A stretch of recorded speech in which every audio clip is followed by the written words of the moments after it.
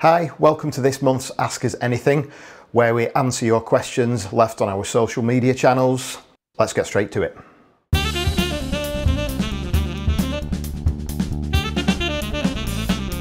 So our first question comes from Sarah Davis, which can you play the guitar with your feet? Which you can't, can you? No, look at this. When I find myself in times of trouble, Mother Mary comes to me, speaking words of wisdom, let it be. In my hour of darkness, she is standing right in front of me, speaking words of wisdom, let it be. Well, turns out you can.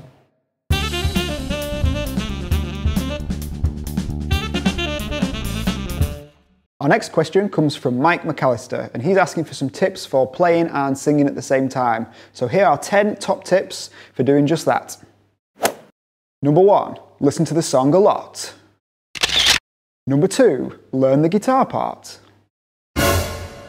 Number 3, play it while having a conversation with somebody.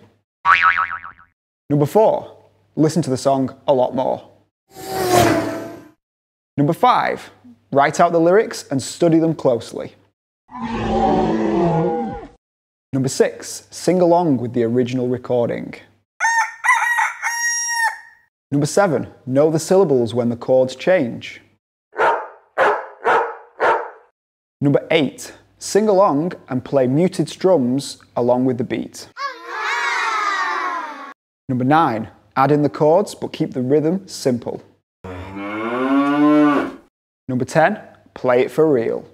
Hope that was useful. Thanks for your question.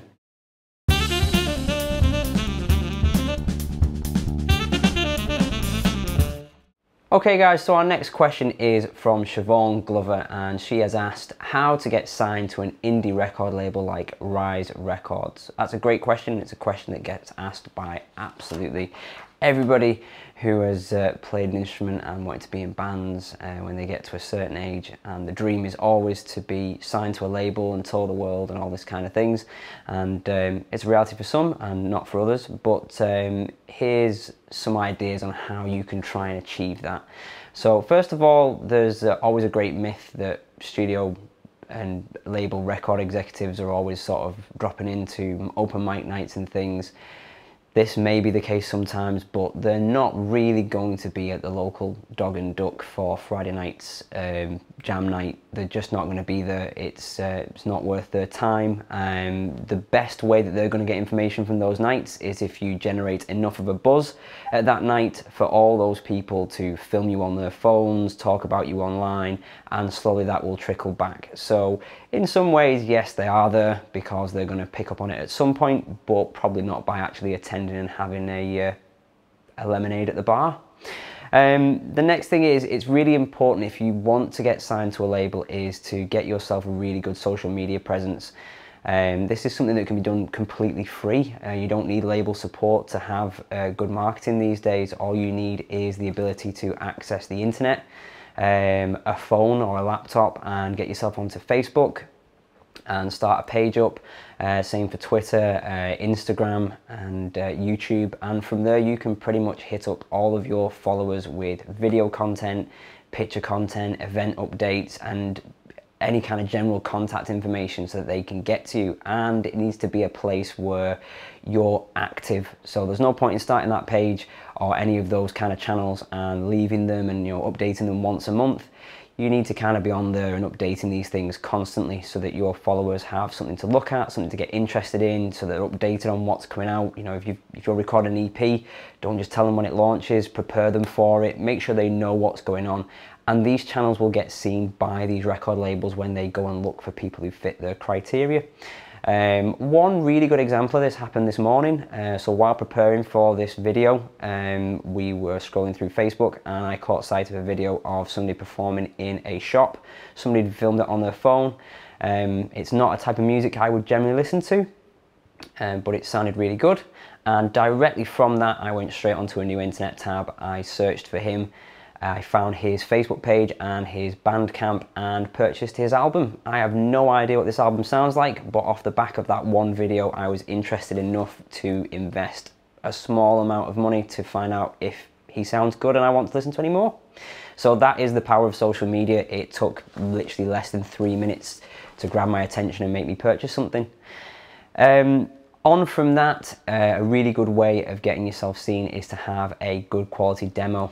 So these can be recorded nowadays with very little equipment. They can be recorded in your own home, with your friends, with the other people in your band, and get those put together. You know, you can sell them at gigs as a way of generating income, or they can just be something that may be given out to get you a gig. Most important thing if you're submitting that to a record label, if that's where you want to be, is you need to remember that they are not really going to listen to every track. If your EP is 10 tracks long, they probably won't even listen beyond 30 seconds of the first track. So if your best track is not the first one, it's in the wrong place. But they are a really good thing to have, so make sure you have an EP if you have some stuff recorded. Lastly is the question of, do you really need to be signed to a record label to be able to do this? Generally speaking nowadays, no.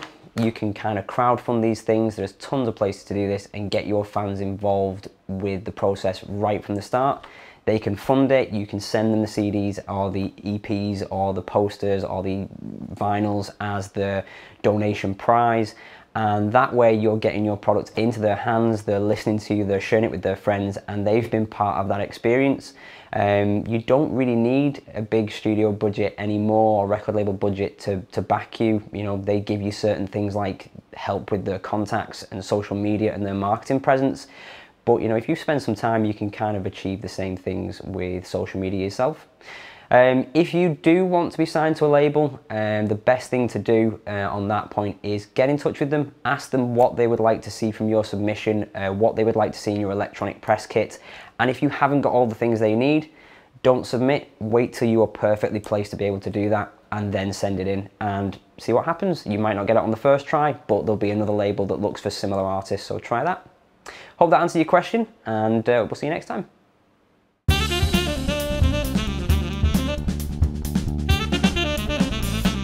Our next question comes from Lars Atkins, and he asks, what are the options for building a vocal booth for practicing at home? So it's a very common problem for vocalists wanting to practice at home that volume is an issue with either neighbours or family members, and sometimes it's really hard to find a space where it's quiet enough that there is no distractions. So we've had a look and we've found two options that could be useful to people wanting to set up some sort of practice space at home. For many people, it's typically not realistic to have an entire vocal booth in your home, and even though you can buy them ready-made online for quite a large amount of money, it's usually not feasible.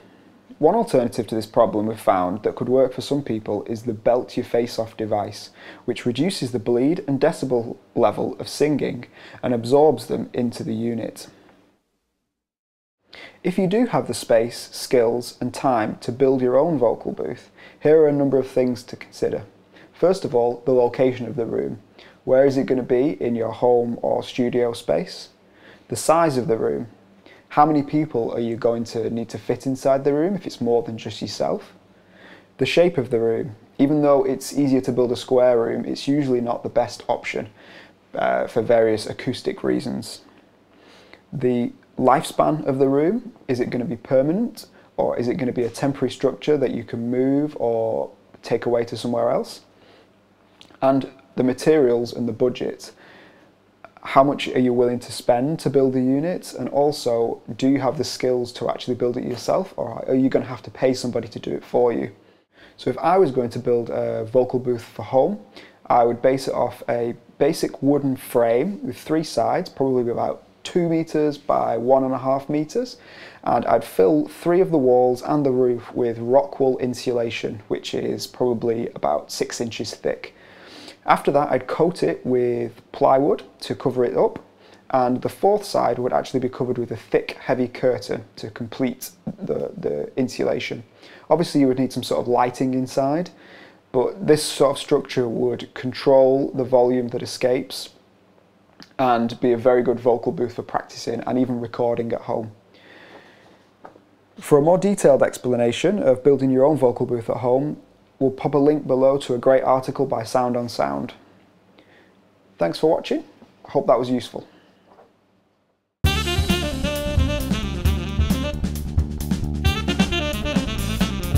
So our next question is from Liam Appleton, and he's asked whether we think it's better or whether you are more focused. I haven't had a coffee yet. Basically, it's if you drink coffee and then you drink green tea 20 minutes later, do you practice in a more focused fashion? I'm going to give it a go. You have trouble focusing in your guitar practice? Have you not tried coffee followed by green tea? Maybe you should. Fortunately enough for Jam, nearly all of our stuff actually to be second-hand like scientists, so I grabbed a few.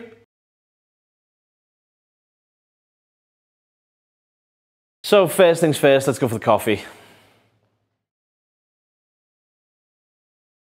Ooh, Pyrex.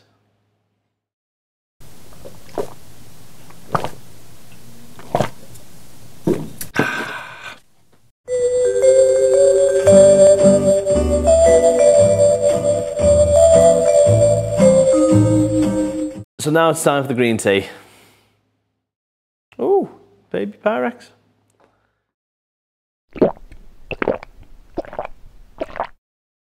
So now I had a coffee, 20 minutes later I had some green tea. Let's see if I'm any more focused.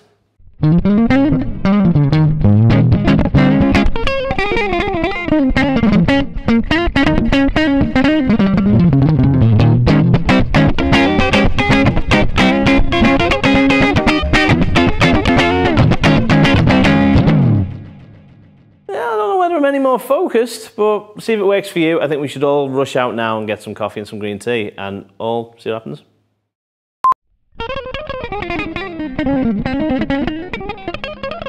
Oh, Bob, stop, the experiment's finished. I'm proper focused, man. That green tea's kicked right in.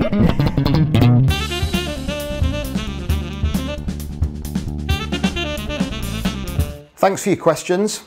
If you've got any questions you want to put forward, keep an eye out early next month for posts on our social media. We look forward to doing our best to answer them. Many thanks.